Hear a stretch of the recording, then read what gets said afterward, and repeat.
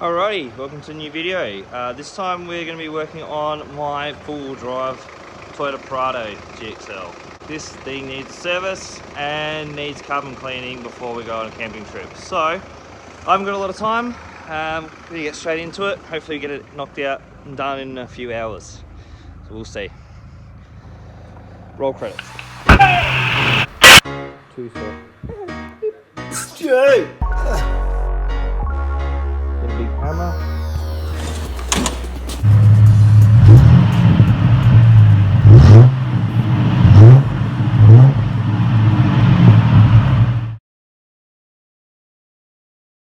Alright, so a couple of things before we get started. Need access to the air cleaner, which is right here. To do that, I'm going to take off these clips, which I've done so. And lift this off and out the way, which is honestly a lot harder without an extra set of hands. Behave yourself, child. Get a tripod and get you to watch this. Alright, so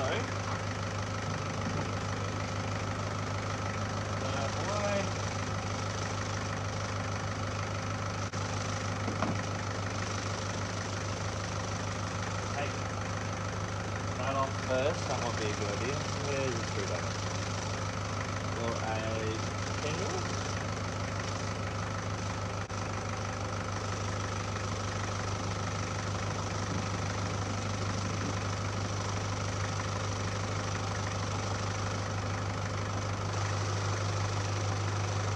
Alright. Good. So now we've got air coming into our intake here. We need to increase the revs to 2000 revs, leave it there, and then we can start spraying engine degreaser, the decarbonising spray into the motor. Now, excuse me.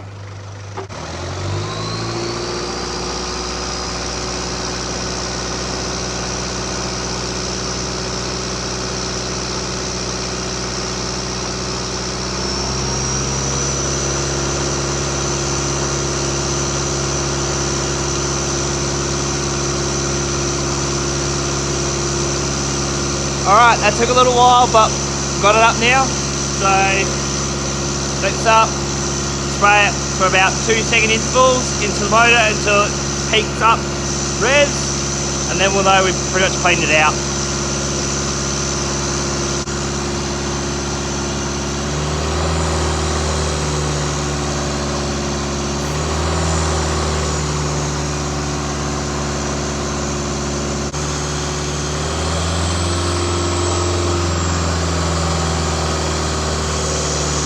So you can hear it peaking, and then it comes back down again, starting to clear out a bit of that carbon. And hopefully if I spray enough of it out, it comes up to about 2,500–3,000 revs. That should hopefully clean out all the carbon that's built up on the valves.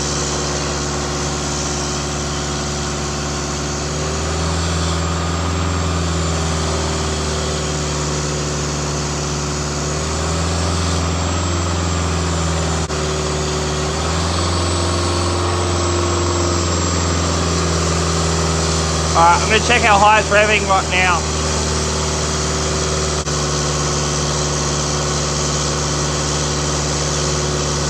Saying 2,100, so it needs a little bit more.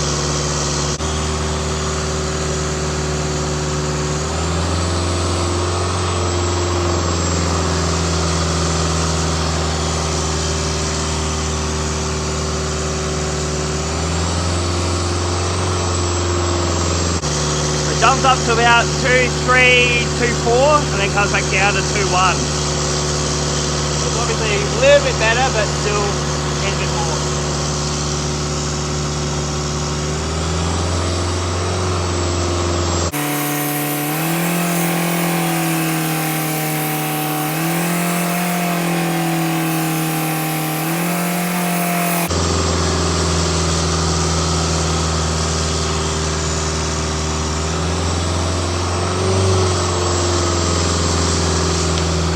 What I should have clarified at the start was this Prado feels a little bit slouchy. I had a chat to a mechanic and he said Possible reason could be a bit of carbon build up on the valves. If that's the case, spray a bit of the decarbonising spray into the intake. Should use up to about a can, and then it should hopefully pick up to about normal revs, meaning we got rid of all the carbon build up. Diesel and also petrol cars, because they burn petrol, they leave behind a bit of carbon residue. We need to keep cleaning that over the life of the motor to make sure it doesn't degrade and drop power. So you can do this easy yourself.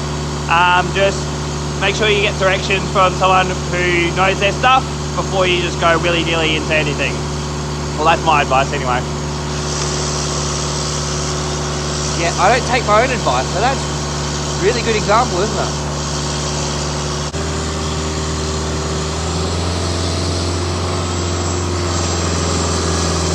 Go for a bit of a walk and see what's coming out the exhaust. Should be a little bit quieter at its back end.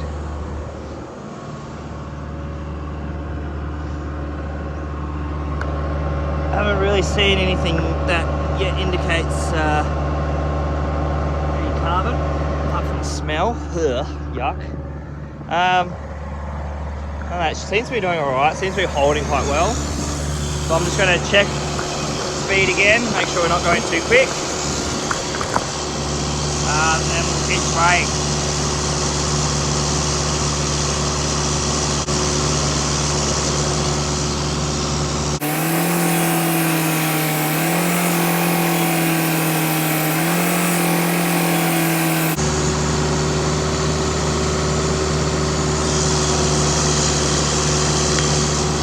Done. Now, go and check this.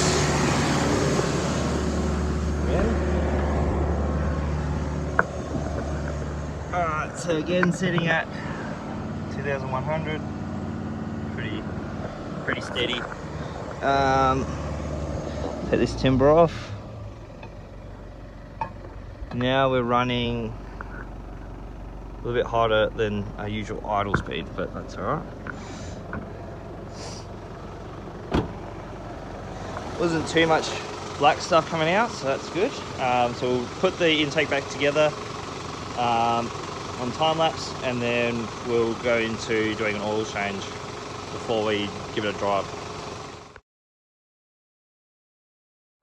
Alright, what I also forgot to mention at the start is we need to fix this battery tray because the battery keeps moving around, jumping around.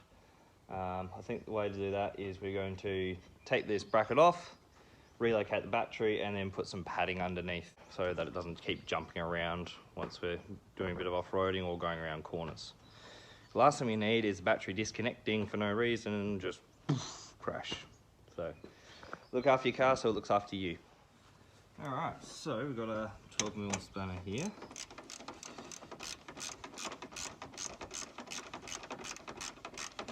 These ratchet spanners are really cool. You should invest in some. It makes life so much easier. Or even just a ratchet set itself. Yeah, no, just a ratchet. Just put this on time lapse, shouldn't I? Where this is going. There we go, got it there. Nope, still getting there. It's loose enough we can take it off. The problem with this battery tray is that it is only just a plastic insert thing, so it doesn't have that greater support for the actual battery itself. The battery's free to jump around and move around as it jolly well pleases, which it keeps proving to me. Take a fool to work that out. Is it sitting right? Close enough. So now we'll find a way to get this battery to sit still and behave itself. Now I know there is some rubber matting, which I might try. Otherwise I'm just going to sit this bracket in, just see how far I can get it in. Get it to work. That's right. It's a difficult child, isn't it? There we go.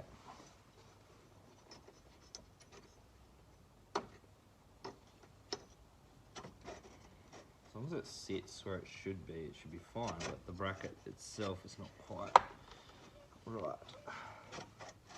It actually sits too high up in the front. The back's fine, it pulls down enough on the back, it's just the front that makes everything move across. So I might do, because I can't really bend this without cutting into it or heating it up. I don't want to do that, I'll just stack up, oh how much? About 3, 4 rubber strips under here, make them to about that big, put them in, and then hopefully that will get it to stop moving around. Wherever you can't find the right tools, just grab whatever's closest to whatever tool you need to use. Use that, because life's too short to get the right tool sometimes. Actually, I have scissors in my car. What am I talking about? 1, 2, so that's 1.5. Should glue them together, ideally. As much tension we get out of this.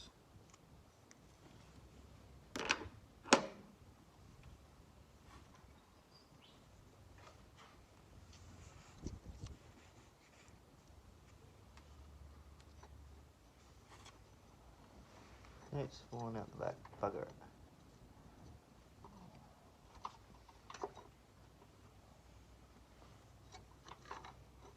Shoot.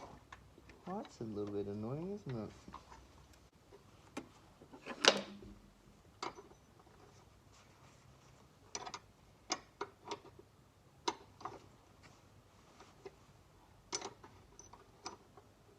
Temperamental child.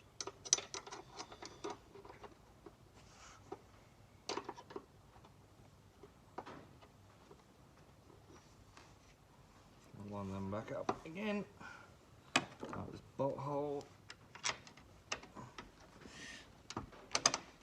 Oh my mate!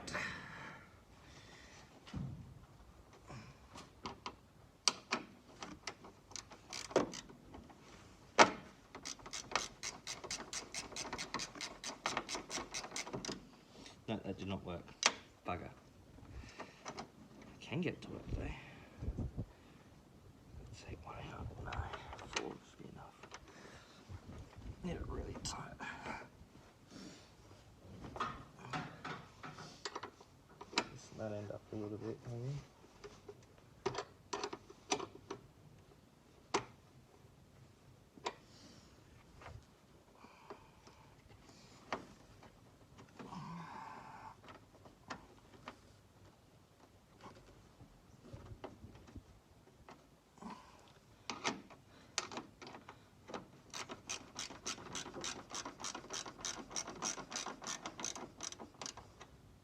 Started. Yay. Alright, should have enough tension on it to hold for until the new battery. Alternatively, I could put some under the bottom, but I don't need more rubber matting for that. I might just use a little bit on the top. Also say so I'm going to take the battery out to do it up. I should find a 12-volt socket for that, shouldn't I? I know exactly where to find one. Alright, got the right bit now. Oh no! It's coming out. Oh no, it is in there. My bad.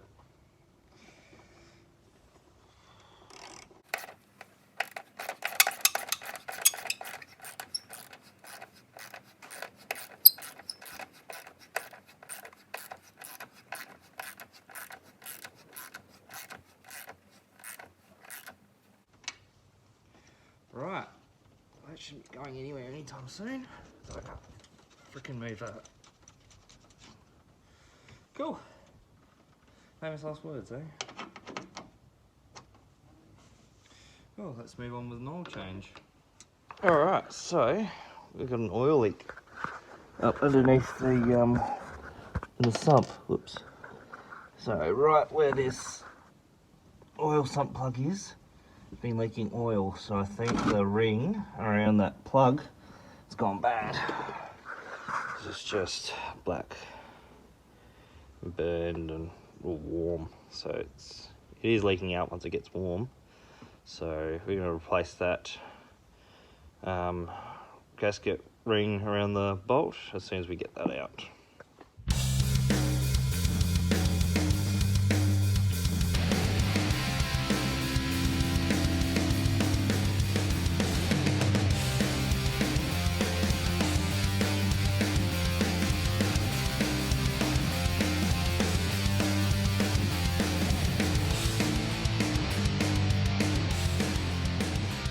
Pretty sure you're thoroughly bored of all that, so I'll just explain what's happening with this. This ring around the sump plug bolt doesn't look like to be damaged at all. Still looks like it's holding very good shape. No holes or anything in it that I've seen. So I think a leak might be coming from somewhere around the engine block or the sump pan. One of those will probably give us an answer once I've had a decent inspection of it. First, ugly hair, get this back in, which is a talent and a half to try and do, especially when it's all still dripping oil down. My finger's in the way, I know. I'm sorry. Those little bits. Anyway, let's go take this oil filter off. Alright, I'm not going to show you how this works. Basically, it's a belt strap onto a bit of square tubing, which fits I can't remember what size this is.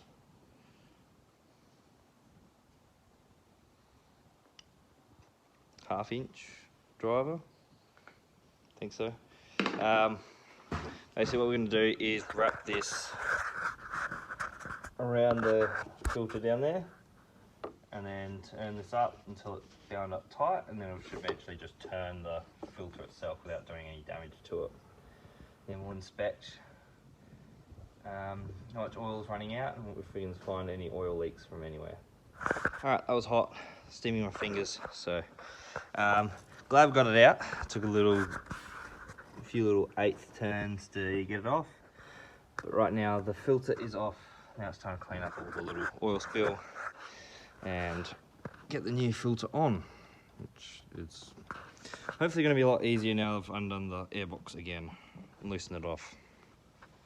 Why would you put that in the way? Alright, so I've put filter in, I've put drain plug back in the bottom, I've checked for leaks. That just seems to be around the sump pan itself, which is not too much of a hard fix. It's just that everything's in the way. I don't have time for it at the moment. So what we're gonna do is fill it up, and then when I get back from the camping trip, I'm gonna do a check on the oil level, make sure that it is where it needs to be.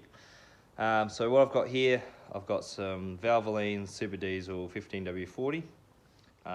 Each car is gonna be different, but usually the 1KZ TE motors on these Prados, they will always have about 15W40. I've gone with Valvoline A because it's a little bit cheaper this time of year, and also it comes with a little bit extra oil because it may be leaking a little bit out, so I can always top it up as I need. Alright, so we're going to do what we did with the Falcon. We're going to fill up this container measuring out 7 litres, and then we're going to pour that into the Prado. Come on, motherfucker.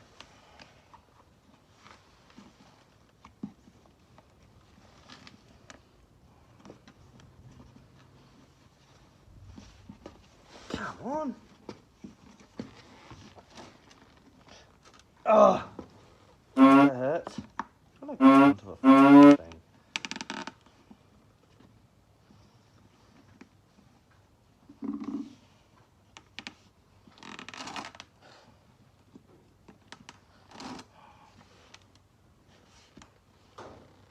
I just break this shit off. Seriously. Come on. Come on.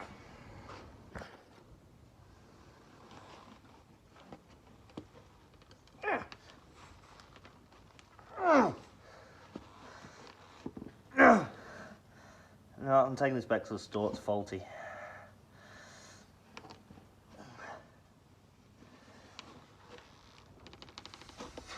Breaking it off. Give me a screwdriver.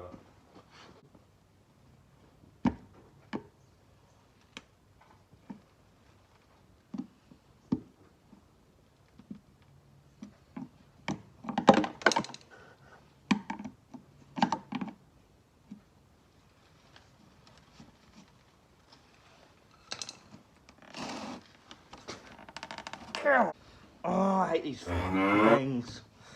Cool, good security device. Come on.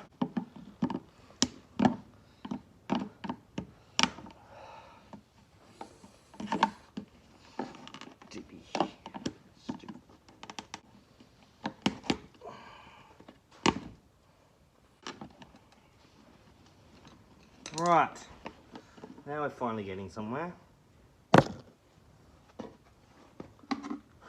Oh, measuring out.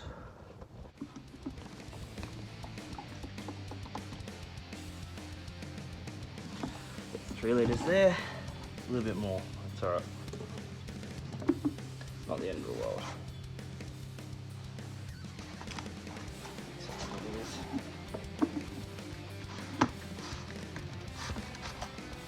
Alright, let's tip this in and load up another one.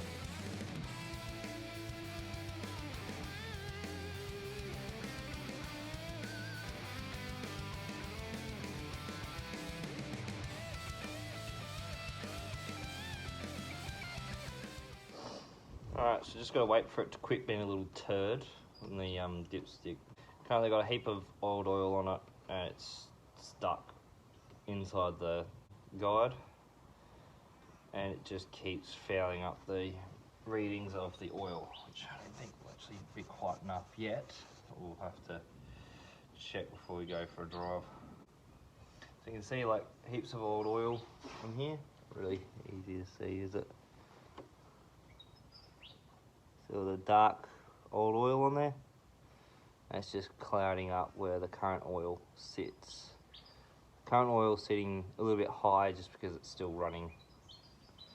Hasn't actually run into the filter yet, which only happens after you run the motor. So what I might do is put everything back together, give it a little test drive and make sure everything's behaving the way it should. So make sure that the carbonizing spray has worked, give it a good run, blow all the cobwebs out, and hopefully it should be running smoothly. I will check all the other fluids just before we head out too. Alright, so got the Prado service done. Now just going to go for a quick drive just to make sure everything's running smoothly. Make sure nothing catastrophically fails on us. Keeps moving. And then once done that,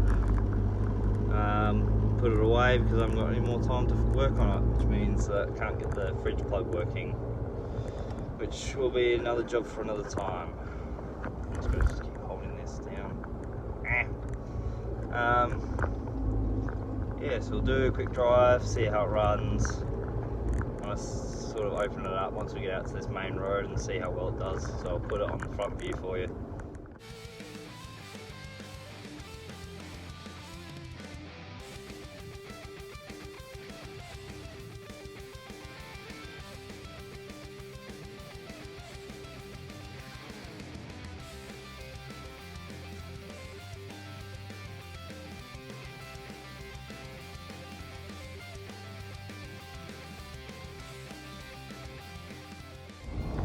So, good thing is, it does feel a little bit better performing.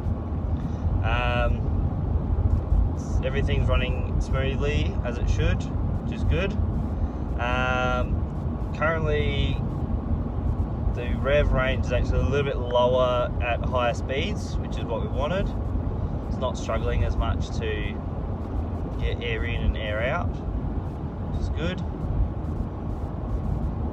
Which means it should be a little bit more economical in terms of fuel.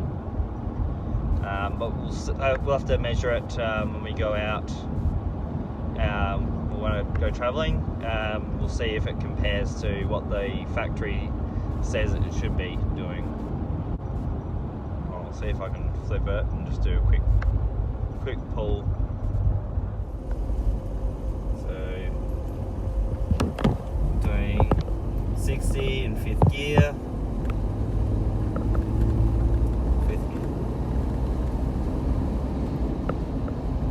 All the way up to 80. Like it was nothing. Earlier that would have been struggling to get up to 80. It would have been. I guess that's awesome news. Yeah, we're just going to be cruising back, packing everything up, and then heading home for gym. It'll be fun. So, yeah. Hope you've enjoyed this video so far. I'll leave a little bit of an outro in just a second. Hey, it's me recording an outro on my couch because, well, this is how things turned out at the moment. I haven't got an intro for the Prado yet. I do apologise for that. That is coming in the next video once I get in front of the Prado again. I do hope you like the video. Did get a little bit more power come out of the Prado motor, the 1KZ, but unfortunately there is some other thing choking it up, which I think is the exhaust. So coming up in the future, within the next few months, I'd like to do an exhaust on it to try and get all that air flowing out of the motor so it's not choking itself up. On top of that, I also want to replace the aerial for the UHF. I've got a GME, I think it's GME, mast that I want to put on, and with that I've got to run all the cable into it and set it all up. I'm going to show you how that works once I've worked it out myself. So anyway, thank you for watching again. Stay tuned for more updates and for the camping trip that is coming up in the next video on the Prado. In the meantime, another video coming out for either the Falcon or the bike. We're looking at how we're going to set up everything to accommodate the fuel tank, the seat, the battery, everything on the bike, and then look at why the motor is running really rough, which it might be oil pump, might be a spun bearing, might be anything like that. So I've got to go through the car, which I need to do a little bit more of at the moment, to confirm it is in fact not what I think it is, and it's nothing serious. It was just a little bit dry from the oil sitting back when the car was on the ramp. That's my theory anyway, but it may not be true.